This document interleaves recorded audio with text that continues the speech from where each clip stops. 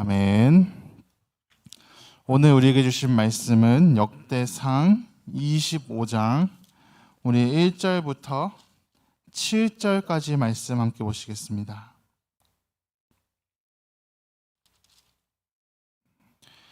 역대상 25장 1절부터 7절까지 말씀입니다.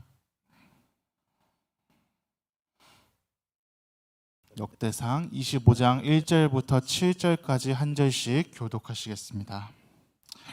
다윗이 군대 지휘관들과 더불어 아삽과 헤만과 여두둔의 자손 중에서 구별하여 섬기게 하되 수금과 비파와 재금을 잡아 신령한 노래를 하게 하였으니 그 직무대로 일하는 자의 수요는 이러하니라. 요셉과 느다냐와 아사렐라니 이 아삽의 아들들이 아삽의 지휘 아래 왕의 명령을 따라 신령한 노래를 하며 여두둔에게 이르러서는 그의 아들들 그달리야와 스리와 여사야와 시므이와 하사비아와 미디디야와 6사람이니 그의 아버지 여두둔의 지휘 아래 수금을 잡아 신령한 노래를 하며 여호와께 감사하며 찬양하며 복기야와 마따냐와 우시엘과 스브엘과 여리못과 하나냐와 하나니니 기달리와 롬디에셀과 요스부가사 말로디와 호딜과 마하시옷이라. 이는 다 헤만의 아들들이니 나팔을 부는 자들이며 헤만은 하나님의 말씀을 가진 왕의 선견자라. 하나님이 헤만에게 14 아들과 3 딸을 주셨더라. 아버지의 지휘 아래 재금과 비파와 수금을 잡아 여호와의 전에서 노래하며 하나님의 전을 섬겼으며 아삽과 여두둔과 헤만은 왕의 지휘 아래 있었으니. 함께 보시겠습니다. 그들과 모든 형제 곧 여호와 찬송하기를 배워 익숙한 자의 수요가 288명이라. 아멘. 우리가 앞서 어떤 내용들을 보았는가 하면은 다윗이 성전을 위해 봉사할 레위인들 그리고 제사장들을 새롭게 편성해서 나누는 그런 과정을 함께 보았습니다. 성전에서 봉사할 사람들을 나눈 그 숫자가 24반차. 이 반차라는 것은 반이죠, 반. 그래서 각 반별로 돌아가면서 봉사할 수 있도록 24개의 반차로 나누어서 편성하는 것을 보았습니다. 그리고 오늘 말씀 역시 마찬가지인데요. 성전에서 하나님을 찬송하고 찬양하며 악기를 연주할 그 레위인들을 똑같이 24개의 반차로 편성해서 그들이 번갈아 가면서 하나님을 찬송하는 일을 감당할 수 있도록 그렇게 세우는 모습을 우리에게 말씀하고 있습니다. 특별히 다윗 하면 우리가 아는 것처럼 굉장히 찬양과 악기에 능통하고 그것을 좋아하는 왕이었습니다. 그래서 그런지 찬양대에 또 엄청나게 신경을 많이 쓰고 더욱더 그것을 체계적으로 세우려고 하는 그런 모습을 우리가 말씀을 통해서 발견할 수 있는데요. 그에게 있어서 찬양이라는 것은 단순한 노래가 아니라 늘 하나님 앞에 그것을 올려드리면서 주님과의 만나는 그러한 시간, 주님과 함께하는 시간, 주님을 높이는 시간으로 그의 인생을 살아갔기 때문이었습니다. 우리 오늘 본문 말씀 1절을 다시 한번 보시면은 다윗이 군대 지휘관들과 더불어 아삽과 헤만과 여두둔의 자손 중에서 구별하여 섬기게 하되 수금과 비파와 재금을 잡아 신령한 노래를 하게 하였으니 그 직무대로 일하는 자의 수요는 이러하니라. 아삽과 헤만과 여두둔의 자손 중에서 이렇게 사람들을 세웠다라고 말씀을 하고 있죠. 이 아삽, 헤만, 여두둔이라는 3사람은 당대의 가장 유명한 찬양 관련 지도자들이었습니다. 본래부터 이 헤만과 여두둔이라는 사람은 기브온 산당에서 섬기던 사람이었고 아삽은 특별히 다윗이 여호와의 궤 앞에서 섬기도록 세웠던 그러한 사람이었습니다. 우리가 있는 시편의 말씀을 보시면은 우리가 알고 있는 대부분의 시편은 다윗의 시편인데 특별히 이 아삽이라는 사람은 12편의 시편을 또한 같이 남겼습니다. 그리고 여두둔 역시 3편 정도의 시편이 이 말씀 가운데 기록이 되어 있습니다. 그만큼 하나님을 찬양하는 일에 능통하고 전문적인 사역자라는 것을 우리에게 말씀을 하고 있죠. 그러면 어떤 찬양을 불렀다라고 말씀하고 있을까요? 1절 말씀과 2절 말씀에서 똑같이 반복되는 것이 신령한 노래를 했다라고 말씀을 기록합니다.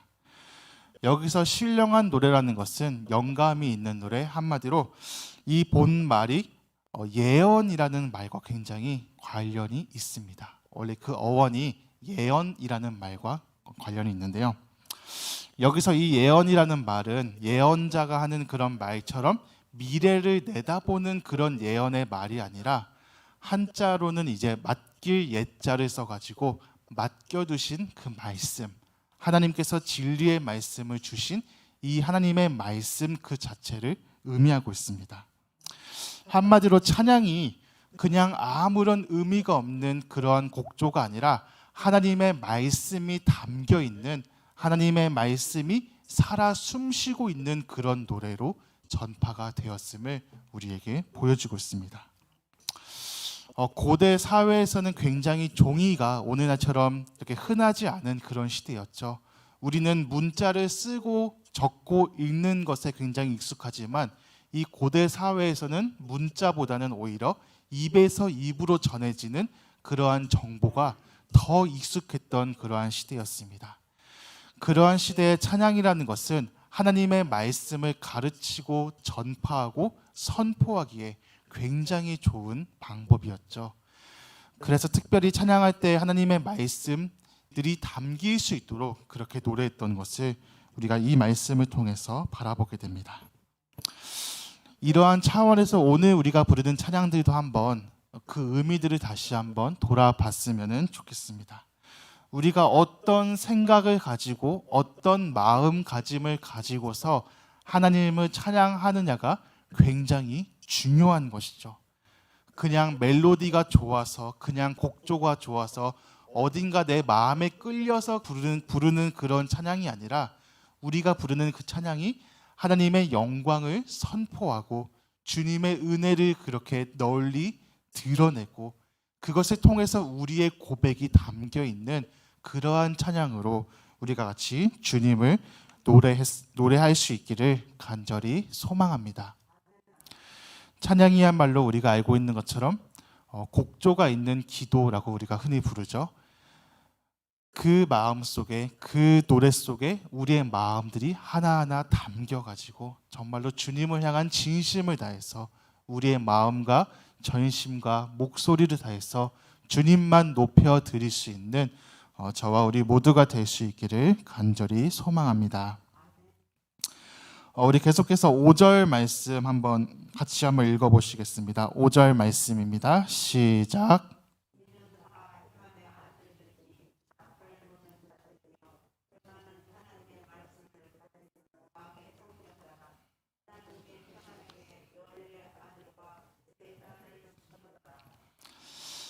아멘.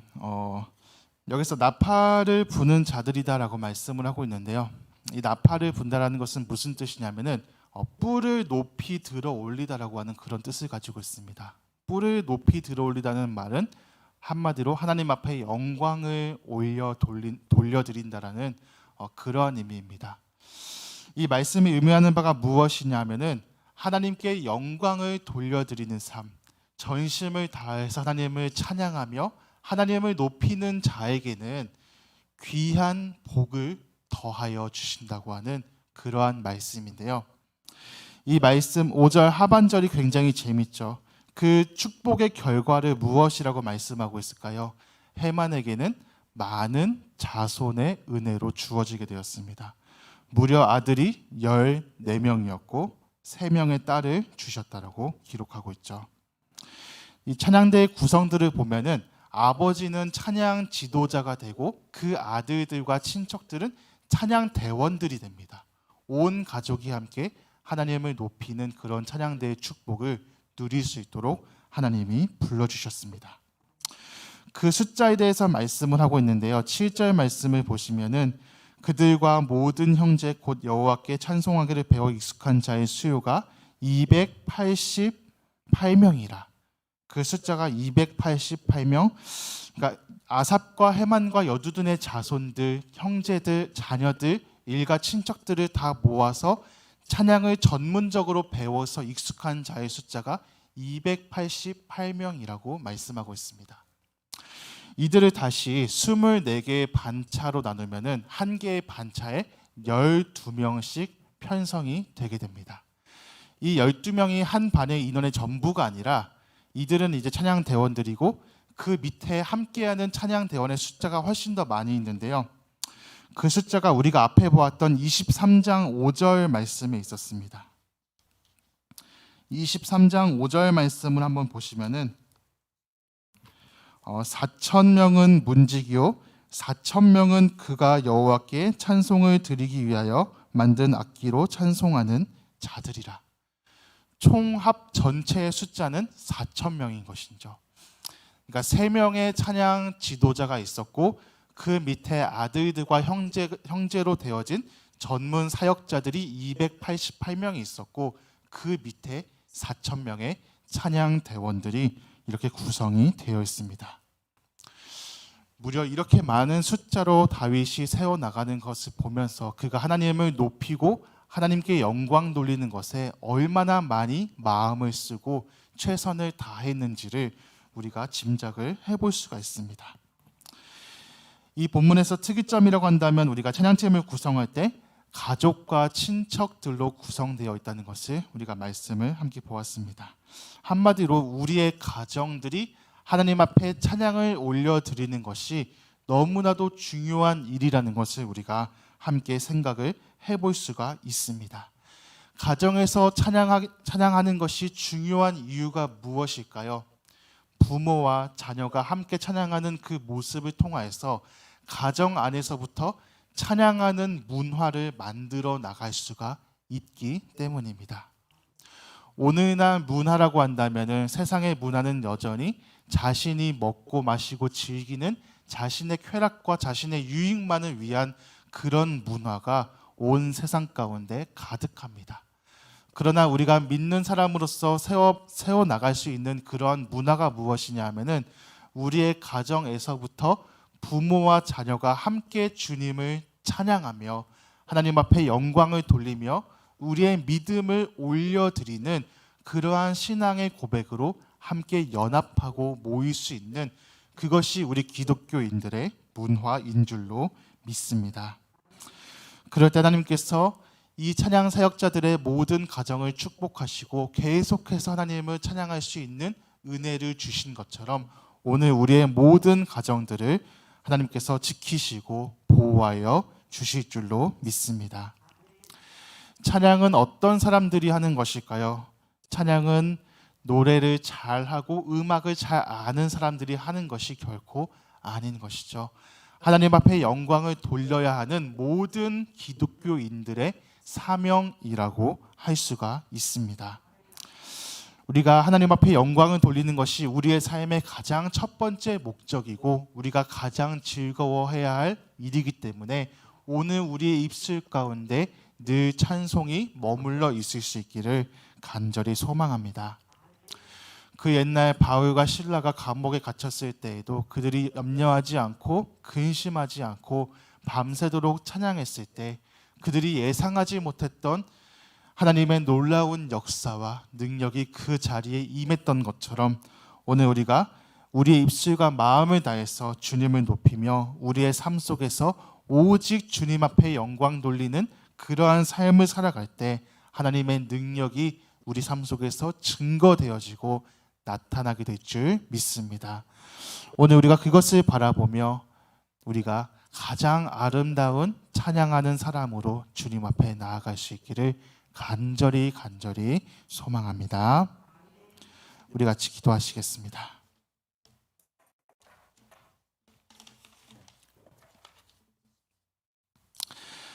우리 오늘 말씀 기억하시면서 같이 기도하실 때 하나님, 세상은 자신을 가꾸고 꾸미고 드러내고 나타내고 자랑하는 삶의 모습이 아름답다라고 말하겠지만 오늘 우리는 찬양하는 한 사람이 가장 아름다운 줄로 믿습니다. 하나님 앞에 영광 돌리는 한 사람이 가장 복된 줄로 믿습니다. 하나님 앞에 귀한 믿음을 고백하는 그 한 사람이 가장 큰 은혜를 누리게 될 줄 믿습니다. 하나님께서 오늘 찬양하는 이 모든 사람들에게 그 가정을 세워주시고 축복하여 주시고 은혜를 주신 것처럼 오늘 우리의 모든 가정들도 주님을 찬양하는 문화를 함께 만들어 나가며 그 안에서 주님의 큰 복을 받아 누릴 수 있도록 주님 인도하여 주시옵소서. 다윗이 특별히 계속해서 24개의 반차를 구성하여서 하나님을 찬양하는 일이 끊이지 않고 멈추지 않을 수 있도록 세워나갔던 것을 보게 됩니다. 하나님, 우리의 평생에도 주님을 노래하며 주님을 찬양하는 일이 멈추어지지 않을 수 있도록 우리의 호흡이 닿는 순간까지 온전히 주님만 찬양하는 복된 삶이 될 수 있도록 인도하여 주시옵소서.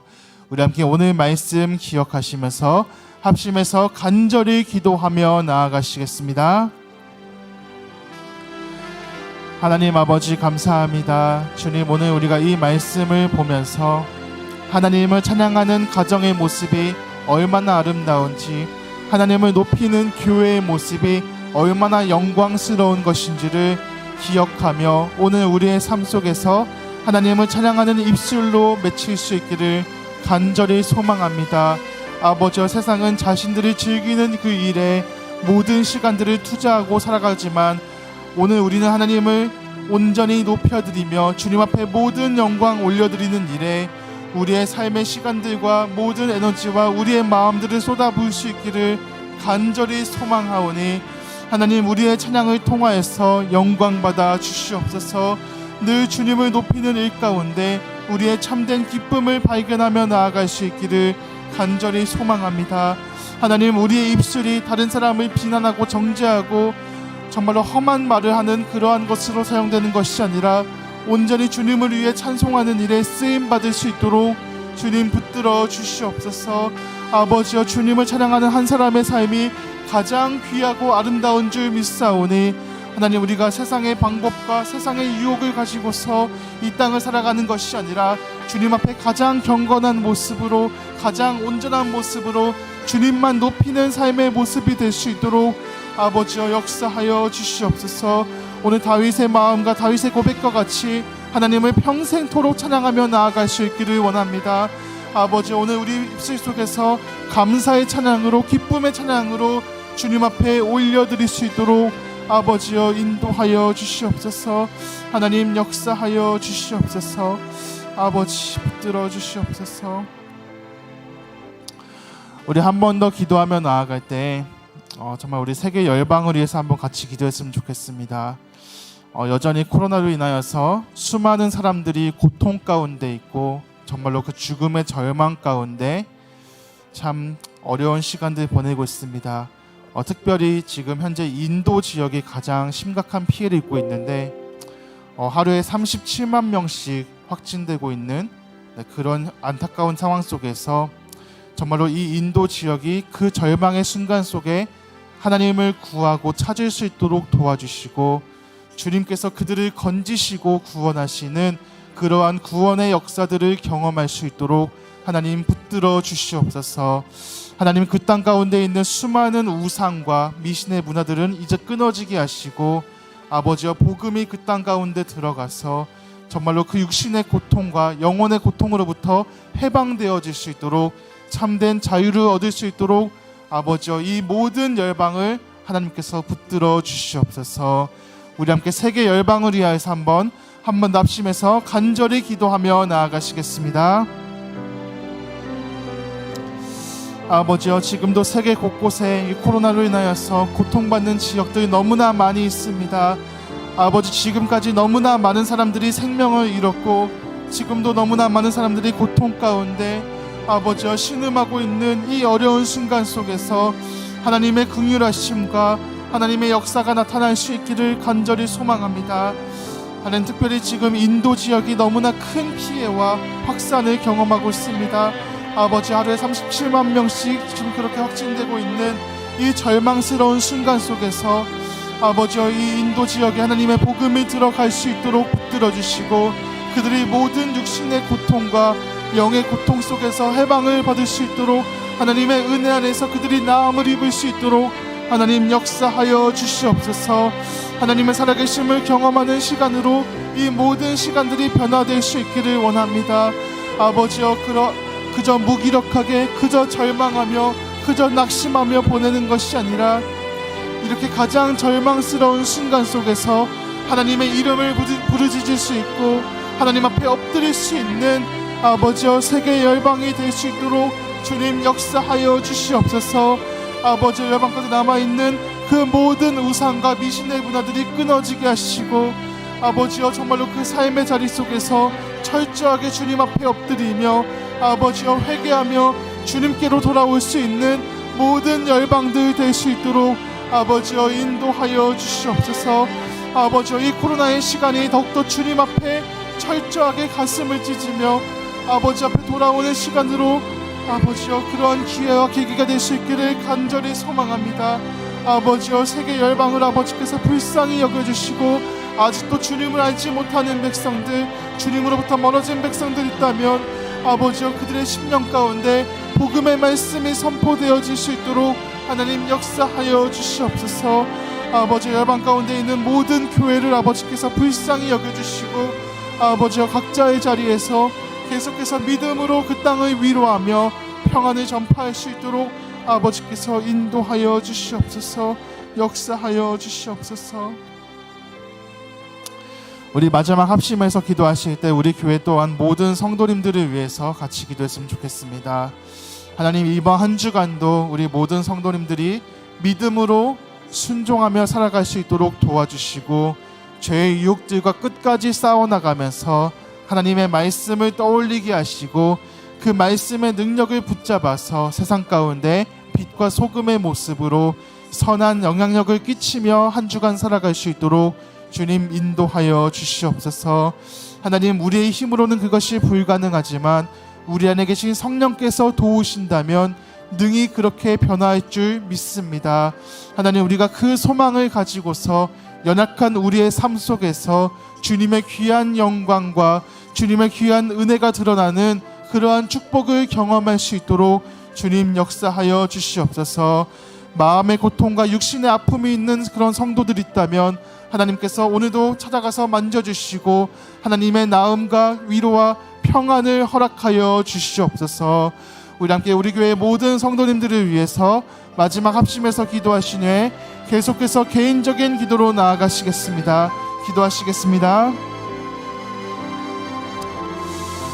아버지, 우리 교회 모든 성도님들을 위해서 기도하며 나아갑니다.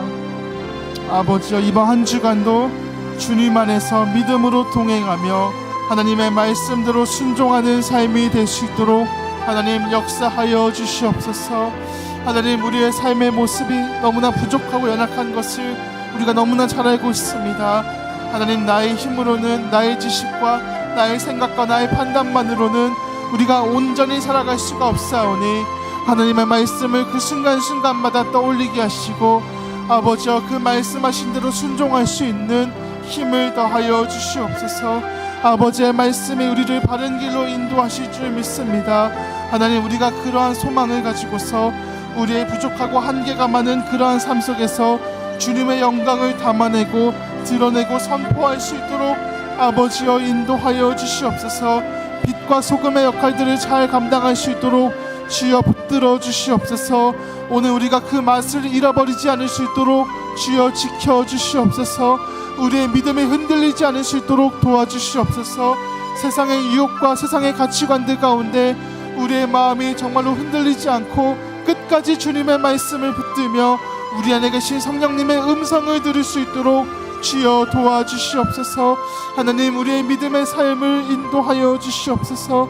아버지여, 세상과 구별된 모습으로 다른 방법으로 다른 믿음으로 살아갈 수 있도록 아버지 우리를 불쌍히 여겨 주시옵소서. 하나님, 우리 가운데 굳건한 믿음을 허락하여 주시옵소서. 아버지여, 이루어 주시옵소서. 아버지, 아버지여 역사하여 주시옵소서.